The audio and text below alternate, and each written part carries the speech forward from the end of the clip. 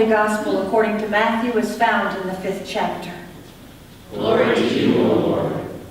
When Jesus saw the crowds, he went up to the mountain, and after this he sat down. His disciples came to him.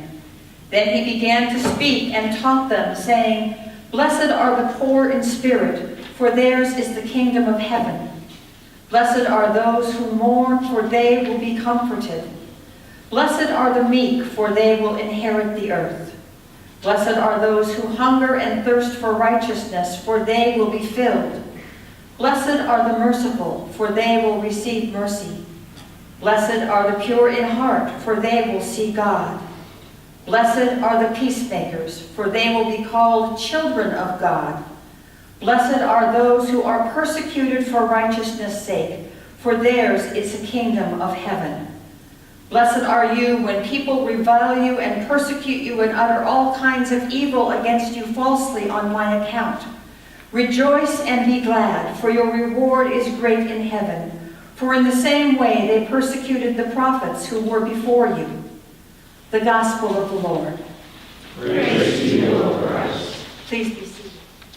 An old rabbi was teaching a class, and he said to his students, "In the old days, there were people who saw the face of God." "Well, why don't people see God anymore?" asked one of the students. "Because," the rabbi replied, "nowadays no one stoops so low." Who wants to be a lowly person?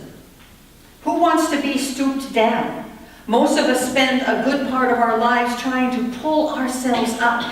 We want to walk tall in society, to be somebody. But according to this rabbi, it's the lowly, those who are stooped low, who see the face of God. And according to Jesus in today's gospel, it's the lowly, those who are stooped low, who are blessed by God.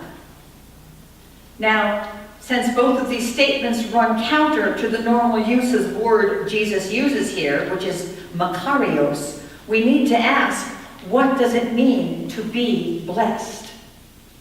In ancient Greek times, well before Jesus, makarios referred to the gods. The gods had achieved a state of happiness and contentment in life that was beyond all cares and labors and even death.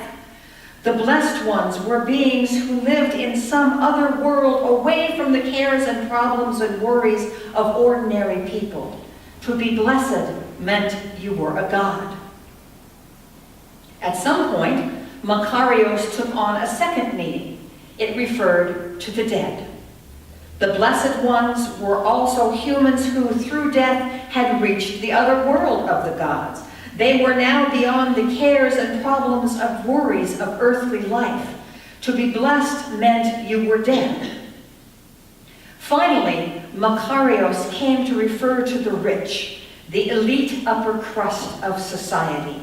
It referred to people whose riches and power put them above the normal cares and problems and worries of the lesser folk, the peons who constantly struggled and worried and labored in life. To be blessed meant you were very rich and powerful.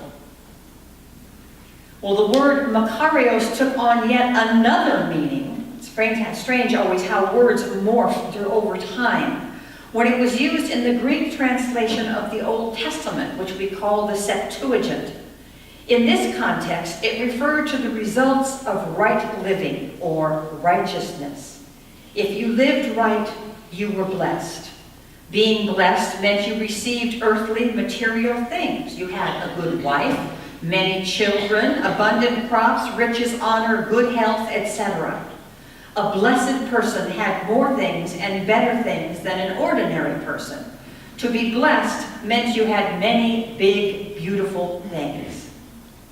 In all of these meanings, the blessed ones lived on a higher plane than the rest of us. The blessed were those people and beings who lived above the everyday cares, problems, and worries of normal people. But in today's reading from Matthew, Jesus uses this word in a totally different way. It's not the elite who are blessed. It's not the rich and the powerful who are blessed. It's not the high and mighty or those living in huge mansions or expensive penthouses who are blessed. Instead, Jesus pronounces God's blessings on the lowly, the poor, the hungry, the thirsty, the meek, and the mourning. Throughout history, it had always been the other people who were considered blessed. The rich, the filled up, the powerful. Jesus turns it all upside down. The elite in God's kingdom, the blessed in God's kingdom, are those who are at the bottom of the heap of humanity. The Beatitudes, which is the name we give to the blessings Jesus pronounces in today's reading, aren't statements about general human virtues. Most are exactly the opposite of common wisdom. Instead, they confer blessing on authentic disciples of the Christian community. All the Beatitudes apply to one group of people. They don't describe different kinds of good people who get to go to heaven, but are declarations about the blessedness of the community living in anticipation of God's reign. So just how do these blessings work? First, they speak of a reality that's the result of a divine act, not some subjective feeling. Being blessed isn't feeling good about yourself. It doesn't mean that you're happy. Second, there's an ethical dimension to the Beatitudes. The community that hears itself pronounced blessed by Jesus doesn't remain passive, but is called to act in accordance with God's coming kingdom, to work to bring God's kingdom here on earth. And the Beatitudes bring blessing into being. They don't just describe something that already is. Instead, they create the reality they declare. Finally, the truth of the Beatitudes depends on the speaker. They're not observations about a reality that has been overlooked by the less insightful. Their truth is based on the authority of one who speaks. I was cruising around Facebook the other day and came across something posted on a friend's wall. Her brother was at Chicago O'Hare Airport and had a question about what the gate agent had said. It seemed that she ended all of her announcements with, "Thank you and be blessed." Thank you and be blessed. His question for his sister, who also happens to be a pastor and a former English teacher, was if this was grammatically correct or even spiritually possible. Can you tell someone to be blessed? Can you tell them that they are blessed? I believe that it all comes down to authority. Remember, we said that the truth of the Beatitudes depends on the speaker, on the authority of the one who speaks. If someone says to me, "Have a blessed day," it's really up to me if I choose to accept the blessing that is offered, if I grant that person the authority to bless me. And the young man in the Facebook post apparently did not give that authority to the gate agent. So if you're having a hard time feeling like you are among the blessed, just remember that old saying that you hated to hear from your mother. Because I said so. This is why the followers of Jesus are blessed. Because God said so.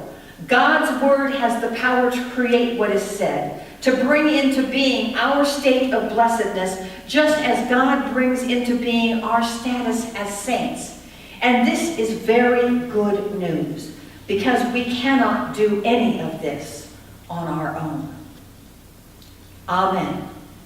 And be blessed.